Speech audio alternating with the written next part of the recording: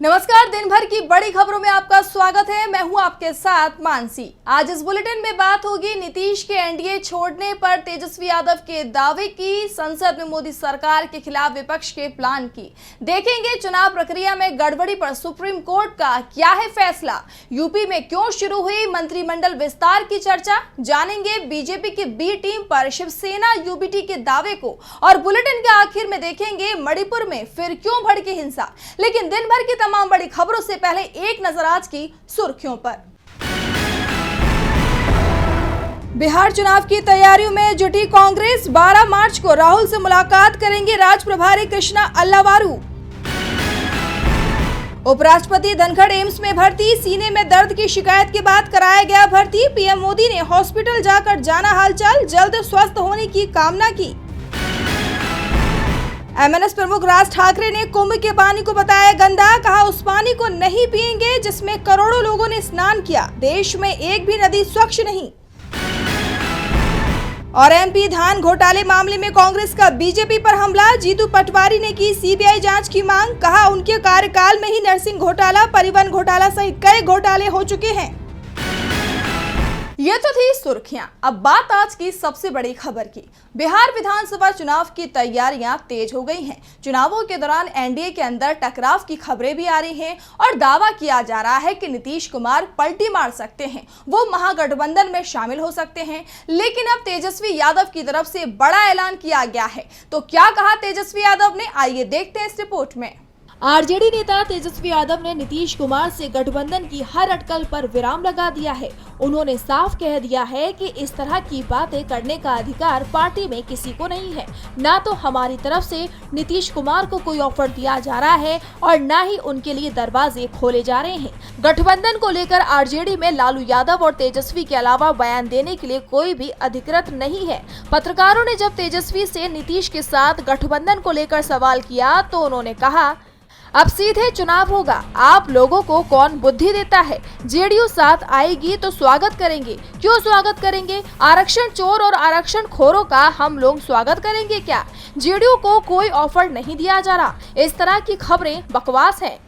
दरअसल 1 जनवरी को लालू यादव ने कहा था कि अगर नीतीश कुमार आते हैं तो हम उनके लिए दरवाजे खोलने को तैयार हैं। लेकिन अब तेजस्वी ने साफ कह दिया कि नीतीश के लिए दरवाजे पूरी तरह से बंद कर दिए गए हैं। इस बीच तेजस्वी ने बिहार सरकार पर आरक्षण को लेकर दोहरी नीति अपनाने का आरोप लगाया है।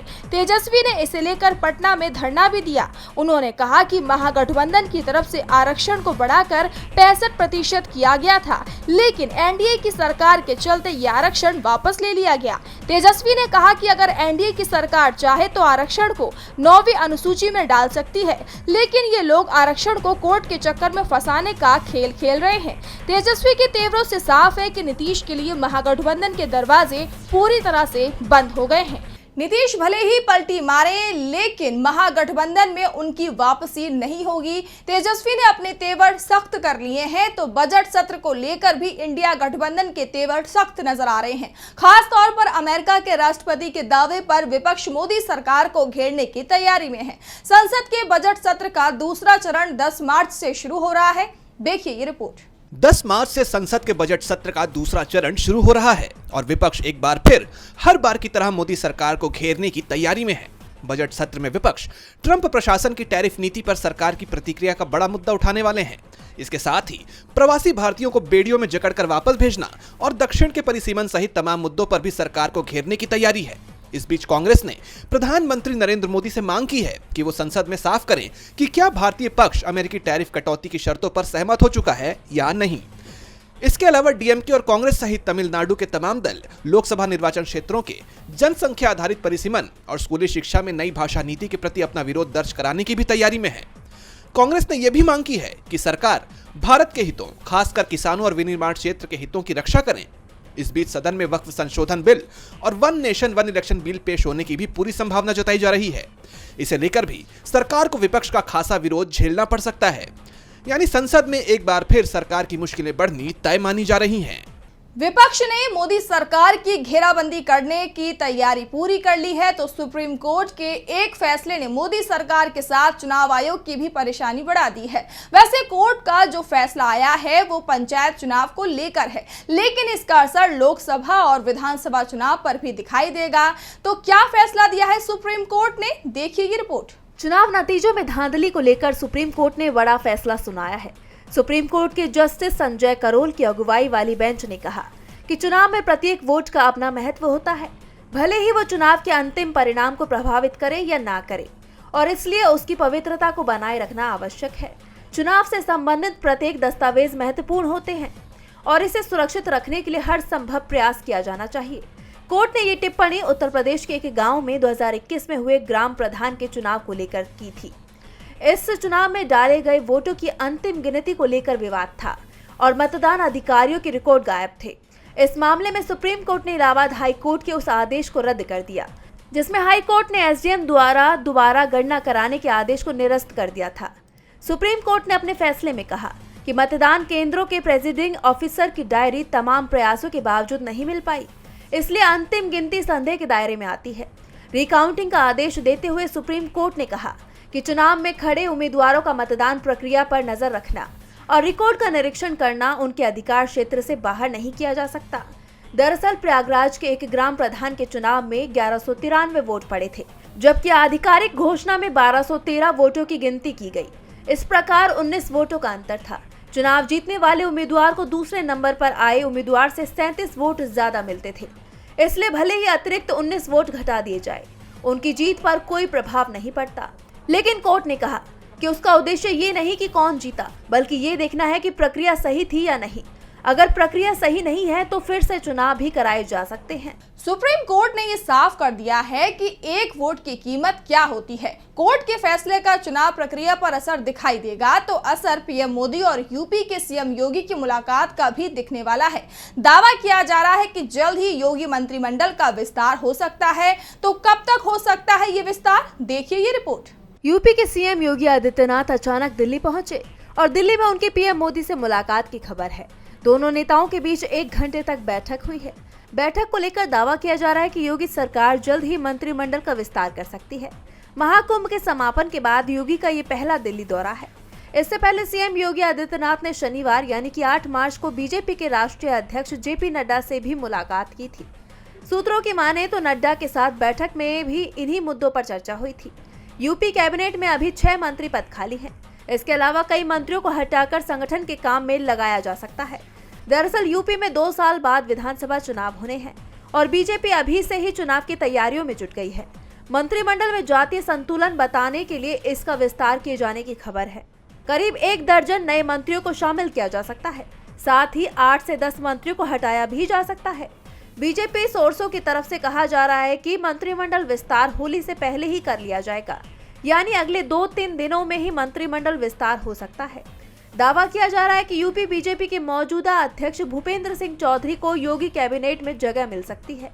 इसके अलावा विभिन्न आयोगों में नेताओं के समायोजन को लेकर भी सांगठनिक वार्ता जारी है। कैबिनेट विस्तार के अलावा यूपी बीजेपी के अध्यक्ष के लिए भी नाम की घोषणा होनी है। कुछ नाम रेस में भी हैं। जानकारों की माने तो पूर्व सांसद हरीश द्विवेदी, बीएल शर्मा, धर्मपाल सिंह, स्वतंत्र देव सिंह के नाम इस रेस में हैं। होली से पहले यूपी मंत्रिमंडल का विस्तार हो सकता है, इसे लेकर बीजेपी के अंदर हलचल मची हुई है। तो राहुल गांधी के एक बयान ने भी सियासत में हलचल मचा रखी है। राहुल ने गुजरात में कहा था, हमारी पार्टी में कुछ नेता बीजेपी के लिए काम करते हैं, और राहुल के इस बयान पर अब कांग्रेस के अंदर और बाहर से सुर सुनाई देने लगे हैं। देखिए ये रिपोर्ट। राहुल गांधी ने गुजरात में कहा था कि गुजरात कांग्रेस में 2 तरह के लोग हैं, एक वे जो पार्टी की विचारधारा के प्रति प्रतिबद्ध हैं और जनता के लिए काम कर रहे हैं, और दूसरे वे जो बीजेपी से मिले हुए हैं। ऐसे लोगों को अलग करना जरूरी है। राहुल ने ये भी कहा था कि कांग्रेस में नेताओं की कमी नहीं है, और अब राहुल के इसी बयान का समर्थन करते हुए पार्टी के दिग्गज नेता और एमपी के पूर्व सीएम दिग्विजय सिंह ने कहा, मैं राहुल गांधी को उनके बयान के लिए बधाई देता हूँ। मुझे याद है मैं मैं जब एमपी के मुख्यमंत्री के रूप में गुजरात में प्रचार करने गया था तब मुझे निर्देश दिए गए थे कि मैं आरएसएस के खिलाफ ना बोलूं, क्योंकि हिंदू नाराज हो जाएंगे। संघ हिंदुओं का प्रतिनिधित्व नहीं करता, वह केवल धर्म के नाम से हिंदुओं को गुमराह कर उनका शोषण करता है। हिंदुओं के धर्मगुरु शंकराचार्य की हजारों वर्षों की स्थापित परंपरा है, वह आज भी कायम है। उनमें से कौन से शंकराचार्य हैं जो आज भारतीय जनता पार्टी और आरएसएस के समर्थक है? बीजेपी शोषक तत्वों का समूह है जिसका एकमात्र उद्देश्य है लोगों को धर्म के नाम पर लूटकर सत्ता हासिल करना। जय सिया राम। साफ है, कांग्रेस के अंदर ही संघ समर्थकों की तरफ से दिग्विजय सिंह को इस तरह के निर्देश दिए गए होंगे। वैसे राहुल के बयान का समर्थन शिवसेना यूबीटी सांसद संजय राउत ने भी किया है।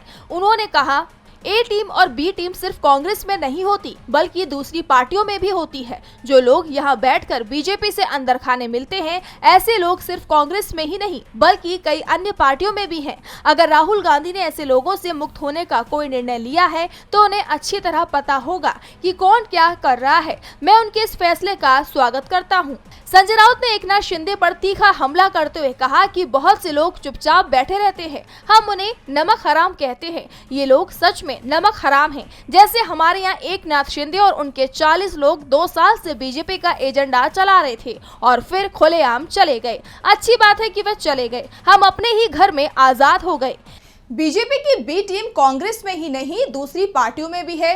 राउत ने तो सीधे सीधे शिंदे को ही निशाने पर ले लिया है, तो देवेंद्र फडणवीस पर भी उन्होंने तीखा हमला बोला है। राउत ने कहा कि चुनाव में मायावती ने गारंटी दी थी कि महिलाओं को मिलने वाली सम्मान राशि 3000 की जाएगी, लेकिन अब इसमें कटौती शुरू हो गई है। तो क्या है दावा, आइए देखते हैं इस रिपोर्ट में। 8 मार्च को महिला दिवस मनाया गया और इस मौके पर महाराष्ट्र में मुख्यमंत्री लाडली बहन योजना की लाभार्थी महिलाओं के खाते में रकम ट्रांसफर हुई। लेकिन अब इस योजना की पहली किस्त को लेकर घमासान शुरू हो गया है। शिवसेना यूबीटी नेता संजय राउत ने कहा है कि महायुति सरकार ने ऐलान किया था कि फरवरी और मार्च के 3000 रुपए की किस्त महिला दिवस पर महिलाओं के खाते में जमा करा दी जाएगी। इसके तहत राज्य की तमाम लाभार्थी महिलाएं 2 महीने से किस्त आने की उम्मीद लगाए बैठी थी, लेकिन महिलाओं के खाते में महज 500 रुपए ही आए। बता दें कि उद्धव ठाकरे की शिवसेना के मुखपत्र सामना में दावा किया गया है कि सोलापुर के मंगलवेढ़ा तहसील में 300 रुपए की किस्त का इंतजार कर रही एक लाभार्थी महिला के खाते में सरकार की ओर से सिर्फ 500 रुपए ही जमा कराए गए हैं। राउत ने कहा कि ऐसा करके महायुति सरकार ने महिला दिवस पर लाडकी बहनों का एक तरह से मजाक उड़ाने का काम किया है। बता दें कि जुलाई 2024 में तत्कालीन सीएम एकनाथ शिंदे ने महाराष्ट्र की महिलाओं के लिए मुख्यमंत्री लाडकी बहन योजना लागू की थी। इस योजना के तहत महिलाओं के आधार लिंक खाते में हर महीने 1500 रुपए जमा कराने का ऐलान किया गया था। हालांकि अब तक इन आरोपों पर महायुति सरकार की तरफ से कोई सफाई सामने नहीं आई है, लेकिन अब देखना होगा कि इस आरोप पर महायुति सरकार की ओर से कोई प्रतिक्रिया सामने आती है या नहीं। और बुलेटिन के आखिर में बात मणिपुर की। मणिपुर में इस समय राष्ट्रपति शासन लागू है, लेकिन बावजूद इसके राज्य से हिंसा की खबरें सामने आ रही हैं। बीते दिन कांगपोकपी जिले में हिंसा भड़क उठी। प्रदर्शनकारियों ने आवाजाही रोकने के लिए बसों कारों में आग लगा दी। इस दौरान लोगों को रोकने के लिए सुरक्षा बलों ने लाठीचार्ज किया और सुरक्षा बलों और प्रदर्शनकारियों के बीच झड़प भी हुई, जिसके बाद प्रदर्शनकारियों ने बंद का ऐलान कर दिया। देखिए ये पूरी खबर। मणिपुर में हालात सामान्य होते नहीं दिख रहे हैं। बीते दिन फ्री ट्रैफिक मूवमेंट शुरू होते ही हिंसा भड़क उठी थी। इस दौरान कांगपोकपी जिले में कुकी प्रदर्शनकारियों और सुरक्षा बलों के बीच झड़प हो गई। इस झड़प में 40 से ज्यादा लोग घायल हो गए, जिसके बाद प्रदर्शनकारियों ने बंद का ऐलान कर दिया। ऐसे में अतिरिक्त सुरक्षा बलों को तैनात किया गया है। हिंसा प्रभावित कांगपोकपी जिले में रविवार सुबह स्थिति तनावपूर्ण रही, क्योंकि सुरक्षा बलों के जरिए की गई कार्रवाई के खिलाफ कुकी और जो समूहों के जरिए बुलाए गए अनिश्चितकालीन बंद ने जातीय संघर्ष से प्रभावित राज्य में सभी क्षेत्रों में सामान्य जीवन को प्रभावित किया। मणिपुर पुलिस ने एक बयान में कहा कि प्रदर्शनकारियों ने सुरक्षा बलों पर गोलीबारी की है और इसके साथ ही साथ गुलेल का भी इस्तेमाल किया गया है। सुरक्षा बलों के 5 वाहनों के शीशे तोड़ दिए गए। झड़प के दौरान 16 प्रदर्शनकारी घायल हो गए और एक प्रदर्शनकारी की चोटों की वजह से जान भी चली गई। बता दें कि मणिपुर में राष्ट्रपति शासन लागू होने के बाद अमित शाह ने राज्य का दौरा किया था। इस दौरान उन्होंने आदेश दिया था कि मैतई और कुकी बहुल क्षेत्रों में सुरक्षित आवागमन को चालू किया जाए, लेकिन कुकी समुदाय ने इसका विरोध किया। अब सवाल ये उठ रहे हैं कि लंबे वक्त से जब मणिपुर में हिंसा भड़की हुई थी, तब सरकार पर मणिपुर की सुध न लेने का आरोप लगा था, लेकिन जब राज्य में राष्ट्रपति शासन लगा तो उसके बाद गृह मंत्री शाह ने बैठक की और फ्री मूवमेंट का ऐलान किया। अब सवाल उठ रहे हैं कि क्या केंद्र सरकार को इस बात का अंदेशा नहीं था कि फ्री मूवमेंट शुरू होते ही राज्य में एक बार फिर हिंसा भड़क सकती है। तो आज इस बुलेटिन में इतना ही। आप देखते रहिए डीबी लाइव। नमस्कार।